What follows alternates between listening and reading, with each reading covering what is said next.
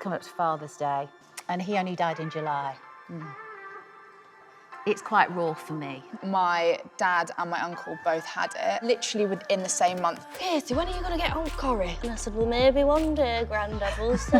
He passed away, and within a couple of weeks, I had an audition for Coronation Street, and I'd never had one before. I've got goosebumps. 1 in 8 men in the UK will get prostate cancer. I didn't even know that. A lot of people think you can't get over cancer, but you can if you catch it early enough.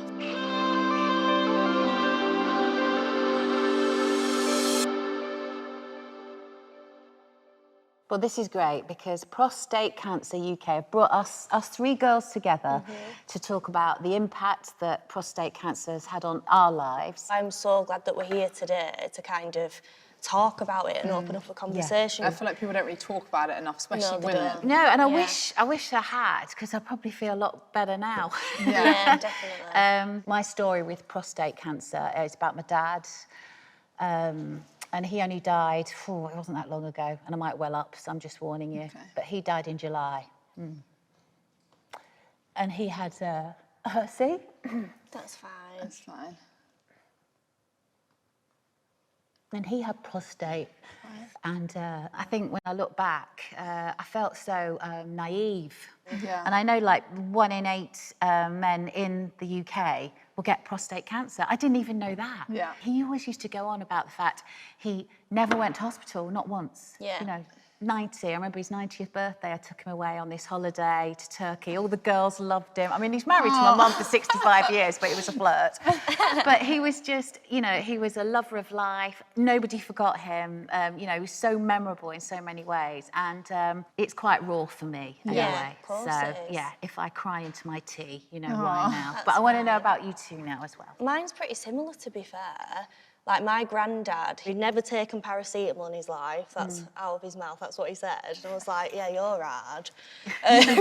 We called him shovel hands because his hands were massive. I don't know why I said that, but it's just, he was Just such... to give us a visual. Just a I feel like I vision. know him now. He reminded me of, like, Einstein with his hair. It was just bonkers, but in a good way. Everybody loved him. And then he got diagnosed with prostate cancer, and everybody was just floored because he was the glue of our family. He was like my second dad, to be fair. I've never seen my family broken like that before.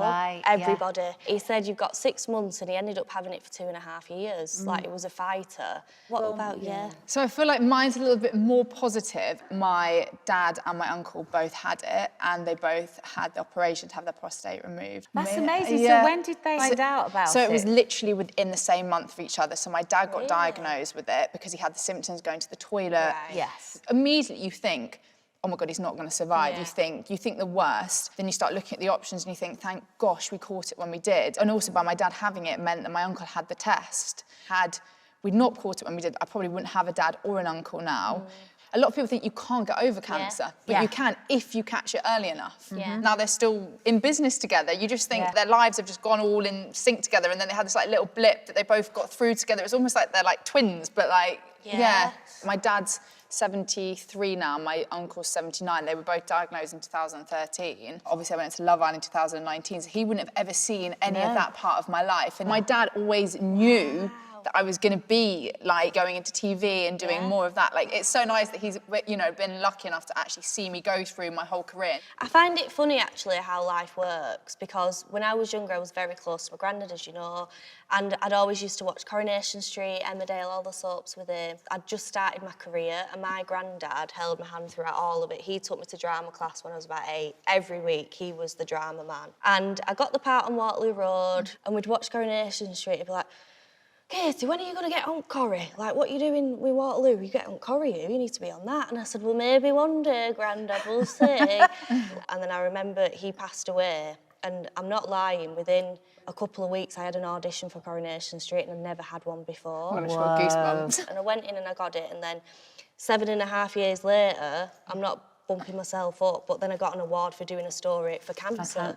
So it's just bizarre how it all kind of works, because as soon as I got an inkling about doing a storyline for cancer, I literally jumped at the chance, said, please. I said, please, can Because she of have your cancer? granddad? Yeah, because Yeah, of my granddad. right. I wanted the story from start to finish about the care, about the uncertainness, the chemo, and all the schlep that comes with it. I wanted all of it and actually showcase it so people at home would go and check. But I just feel very lucky that I was able to do that, and I'm very passionate And what about a tribute it. to him in, you know, Yeah. in a roundabout way, what a tribute. That's another thing where, you know, you've always got a piece of your parents or your you know, those that you love that are close to you. There's a piece that you always have with you and that are part of you. And yeah, like even my dad, from when I was born, he put me on his hand, and he always says this to this day. He's like, I can't believe you fit on my hand. Like, how on earth, like, you're so tall now. Like, how did you ever fit on my hand?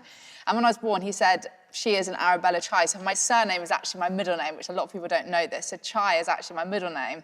When I was modelling, it was always just Arabella. And then since I went into Love Island, that's kind of when I've always been Arabella Chai. So for my dad to actually be able to see, said, oh, I gave you that name. you've used your name, because he kept on saying to me, you need to use Chai. He's like, you need to use your middle name more. And I was like, no, it's silly. I don't like my middle name. And now I love it. And that's like what, you know, it's what everyone, you know, knows me as, rather than using my actual surname. he was carrying the Chai name I know. for many generations. But my mum was like, because he came home, he used to work in the Far East a lot. Mum was like, where's this Chai name going from? Is this something you need to tell me? Yeah. Oh, hello. I know. My dad came from Africa and he sort of escaped apartheid. But it became like an entertainer, I think, as a facade to sort of get over his insecurities. He'd be the one cracking the gags and he'd be a people pleaser and he'd be up and, you know, because people say, how come you ended up being a TV presenter? And people close to me always say, you're your dad. You're doing exactly. That makes so much sense, actually, yeah. When like you, I think I was about 16 and he drove me to all these auditions, but he never let me forget. Why? He drove you? Okay, do you remember when you had to get to that audition for that Saturday morning show? And I took you, and you got that audition, you got it, and you're on the TV because of me. And I'm like, well, not quite, but yeah, thanks for giving me a lift. You know, but it's coming up to Father's Day, which is a tricky one for me personally because it's The first one. It's the first one. But I remember last year, he had the biggest smile on his face because he was home and we were all there. He was given 2 weeks and he lasted 12, which is amazing. It is what amazing. a fighter. At that age as well. Yeah. My brother and sister had all these fancy cards, but I really struggled. And I laugh at it now because I was kind of in a strop. Yeah. I'd fallen out with everything because I thought, it's Father's Day and my dad's not well. Yeah. And, Yeah, you it's know, not It should be his day. It's Yeah. not right. Yeah. And I didn't take him a card. I wouldn't do it. And it was really interesting because my brother and sister were like, right, we sent all the stuff like we normally do. And I was like, well, I'm not sending it. I'm not giving him a card. And I went round on that day and I kissed him on his forehead and I was there for him and I slept by his bed. And I thought, that's okay, but I'm not getting him a Father's Day card because it's not Happy Father's Day at all. Yeah. But in so many ways now it is. Yeah. You know, and this time round, I'm going to light a candle. I'm going to talk about him a lot. And I'll do the Father's Day this time round. Yes. And, Yeah. you know, cherish every day. It is so important. I think we were quite similar to you. The first few years of Father's Day, my poor dad. Like every Father's Day, we'd just be sat there like really upset about my granddad, and it's his Father's Day. So like now we've like got over the initial grieving process. Now it is a celebration. These moments all together are so important, especially because I'm so lucky. And I do always think you don't know how many more. And that's why you have to make sure like everyone is special. No, you're right. I'm so lucky that I still have my dad and my uncle, but that's only because they caught it early enough. Yeah. We have like cervical cancer checkups, we have breast cancer checkups, Yeah. and that's why I'm thinking like men should have these checkups. Some regular screening. Yeah. Because then it forces them to go. Yeah. I just feel like if we had a test that would make them go, the women in their life would make them go. That's why I'm happy we're here today to kind of represent the women who are affected by it. We don't have prostates. Because also, with all as women, you've always got a man in your life, whether it's a dad, whether it's a brother, an uncle, and we're all so like in tune to have check your breasts, you know, cervical screenings. It's like men don't have that. What we need is money to create this test so that they're still here. Yeah. And that's like the be all and end of It is. it? The You know, research. have more accurate diagnosis would be amazing, wouldn't it? When you're going through it with your family, I know for a while I never wanted to talk about it because it was like a private thing with my family and it was very raw.